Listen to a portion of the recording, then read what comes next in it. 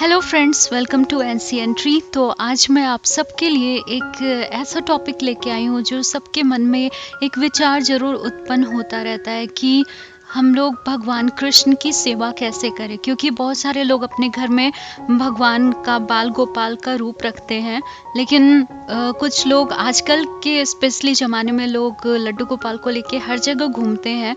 तो सबको लगता है कि ऐसे ही घूमना नॉर्मल है। जबकि आप सबको एक बात बता दूं कि लड्डू गोपाल को सिर्फ सेवा आपको उनकी करनी है। इसके लिए आप उनको, जैसे कि आपको लंबे समय के लिए कहीं जाना है तो आप लड्डू गोपाल को अपने साथ लेके जाइए, वहाँ घर में रखिए, जहाँ पूजा स्थान है वहाँ रखिए और उनकी जैसे आप सुबह और शाम में पूजा करते हैं वैसे कीजिए। लेकिन बहुत सारे लोग जहाँ भी घूमने जा रहे हैं, जैसे कि किसी रेस्टोरेंट में गए, किसी पार्क में गए या फिर कहीं ऐसे भी कुछ खाने गए तो वहाँ भी लेके चले जाते हैं। तो वो वैसा करने की आपको ज़रूरत नहीं है।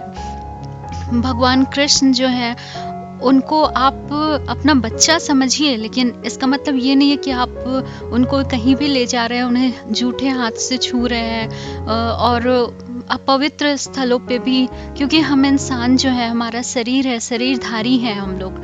तो हम लोग हमेशा ही चाहे तो भी हम लोग किसी तरह भी स्वच्छ रहना चाहे भी तो भी नहीं रह पाते हैं।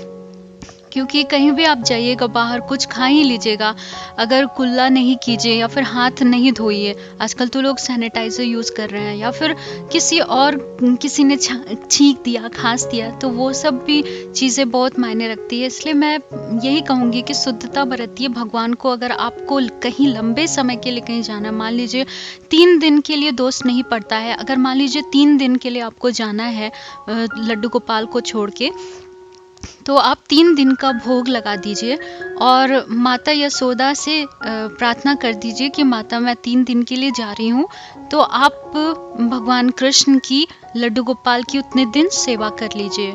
मैं आ जाऊँगी, फिर मैं सेवा करूँगी। और उतना भी अगर नहीं कर पाए, 3 दिन का भोग भी ना लगा पाए, तो आप मन सा सेवा कर दीजिए। मतलब आप जहाँ भी रहे वहाँ मन से ऐसा कीजिए कि आप उनको नहला रहे हैं, उन्हें भोग लगा रहे हैं। ऐसे अपने मन में सोच के पूजा कीजिए, मेडिटेट करके उनकी पूजा कर लीजिए।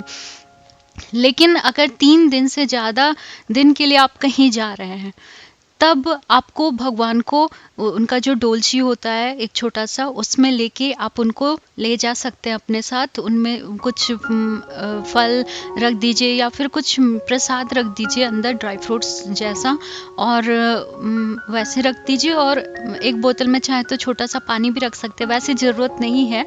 आप सिंपल ऐसे ही उन्हें ले जाइए डोलची में रख के। और जहाँ भी आप जा रहे हैं वहाँ, हर घर में तो पूजा स्थान होता ही है, तो आप पूजा स्थान पे रख दीजिए। या फिर कहीं आप होटल में जा रहे हैं तो होटल में कोई एक पवित्र सा स्थान देखिए, वहाँ पे उनको रख दीजिए। फिर आपको जहाँ जाना है दर्शन करने, जैसे कि आप वृंदावन गए हैं, वहाँ पे होटल में आपने रख दिया भगवान को। आप वृंदावन में जहाँ बांके बिहारी जा रहे हैं, इस्कॉन जा रहे हैं, कहीं भी जा रहे हैं, उनको भोग लगा दीजिए और आप निकल जाइए। उनको लेके आपको हर जगह जाने की जरूरत नहीं है। और भगवान कृष्ण ने आपको अपनी सेवा दी है, ये बहुत बड़ी बात होती है। क्योंकि एक कहानी मैं आपको बताना चाहूँगी। एक बहुत बड़े संत थे, और वैसे तो भारत संतों का देश ही माना जाता है, जहाँ पे बहुत सारे संत हैं। एक छोटे से इंसान को, मतलब नॉर्मल इंसान, जिसे आप समझेंगे कि ये इंसान तो बिल्कुल बेकार का है, कोई मतलब जनरली लोग ऐसे ही समझते हैं। अगर मान लीजिए आपकी मान प्रतिष्ठा नहीं है समाज में ज़्यादा, तो लोग उतना वैल्यू नहीं देते हैं। या फिर आप बहुत पैसे वाले नहीं हैं तो लोग आपको नहीं वैल्यू देते हैं। या फिर आप, मतलब एक है कि लोगों को तभी वैल्यू देना होता है जब आप कुछ हट के करते हैं। लेकिन भगवान ऐसे नहीं है। भगवान आपको कभी भी वैल्यू दे सकते हैं, बस आपके अंदर सच्ची श्रद्धा, सच्चा प्रेम और सच्चापन होना चाहिए। ये नहीं कि दिखावे के लिए आप कुछ कर रहे हैं। अगर आपको सच में मन में श्रद्धा है तो आप अपना श्रद्धा अपने पास रखिए और वो चीज़ कीजिए। आप दूसरे के लिए अगर आप बैर भावना रखते हैं, दूसरे के लिए घृणा भावना रखते हैं और तब चाहते हैं कि भगवान आपको बहुत ज़्यादा प्रेम दे तो ये चीज़ आप एक्सपेक्ट नहीं कर सकते हैं, क्योंकि उनके लिए तो सब कुछ खुला है। जो आप भले ही अपनी बहुत सारी सीक्रेट छुपा के रख सकते हैं, लेकिन भगवान से कुछ भी नहीं छुपा सकते, उन्हें सब कुछ पता है। तो यही कहना चाहूँगी कि वो जो संत थे उन्हें कोई नहीं जानता था उतना, लेकिन वो वृंदावन में ही बैठ के बाहर कोई खाना दे जाता था तो खा लेते थे, नहीं मिलता था कुछ तो ऐसे ही भजन करते रहते थे, सीताराम सीताराम जपते रहते थे, और बस ऐसे ही भगवान कृष्ण का नाम लेते रहते थे। तो और जाते थे, फिर वापस आ जाते थे अपनी कुटिया में और वहाँ बैठ के साधना करते थे। तो फिर ऐसा ही होता था, उनको कभी खाना मिला ना मिला इससे भी उनको कोई फ़र्क नहीं पड़ता था। बिना खाए हुए भी वो कई दिनों तक रह जाते थे, और कई दिनों तक कुटिया में बैठे बैठे कृष्ण कृष्ण करके रोते रहते थे। तो एक बार क्या हुआ कि उन्हें ये भगवान कृष्ण से उन्होंने मन में कहा कि आपने तो कभी भी मुझे दर्शन नहीं दिया, अब मैं बूढ़ा हो गया हूँ, मरने की कगार पे आ गया हूँ, अब अभी तक मुझे दर्शन आपने नहीं दिया, क्यों ऐसा किया आपने? इससे अच्छा तो राधा जी ही है, मैं राधा जी के शरण में चले जाऊँगा।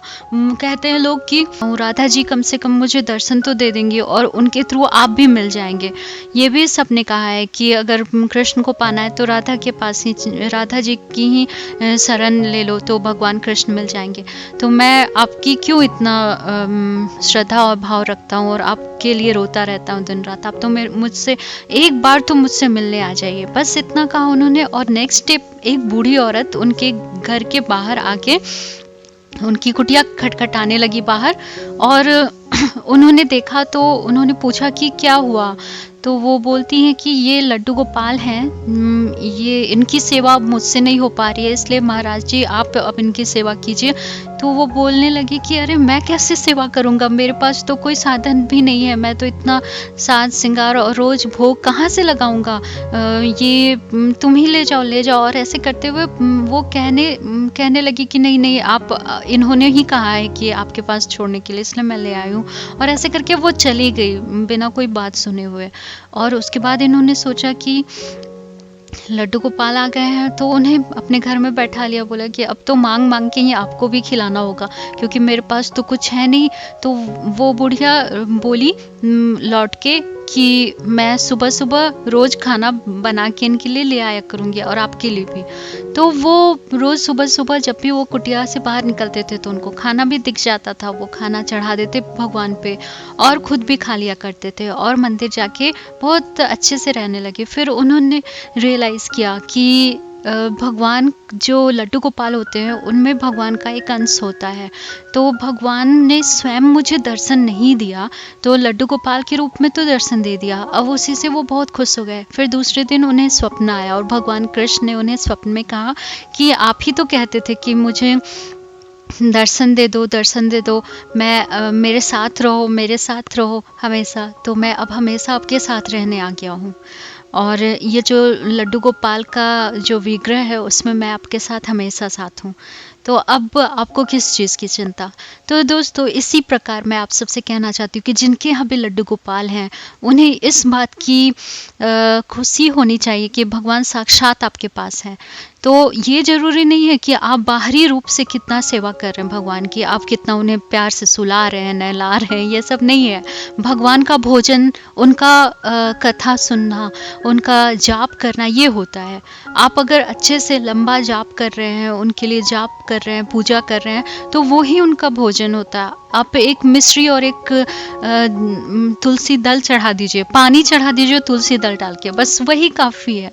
ये नहीं है कि 10 बार आप 56 भोग बना के चढ़ाएं, ज़रूरत ही नहीं है। भगवान कृष्ण तो ऐसे हैं कि उनके लिए तो बहुत ज़्यादा वो कुछ भी इतना सब पसंद नहीं करते।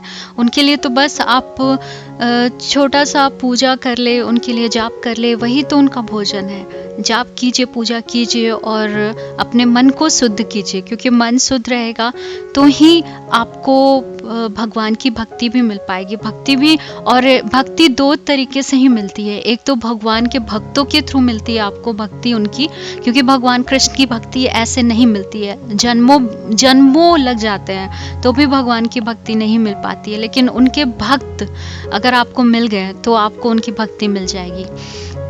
और दूसरी ये एक तो उनकी खुद की कृपा होती है, तभी उनकी भक्ति मिल पाती है, नहीं तो ऐसे भी नहीं मिल पाएगी। क्योंकि उनको उनकी भक्ति पा लेना यानी कि आप बहुत उच्च आयाम पे पहुंच गए हैं।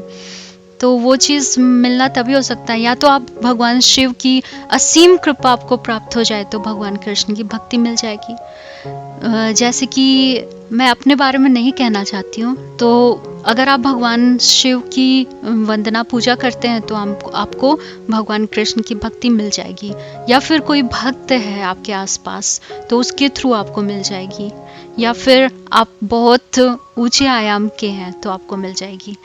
आई होप दोस्तों आपको ये वीडियो पसंद आया हो। मिलते हैं अगले वीडियो में। Thank you friends. Radhe Radhe, जय Shri Krishna friends. Thank you.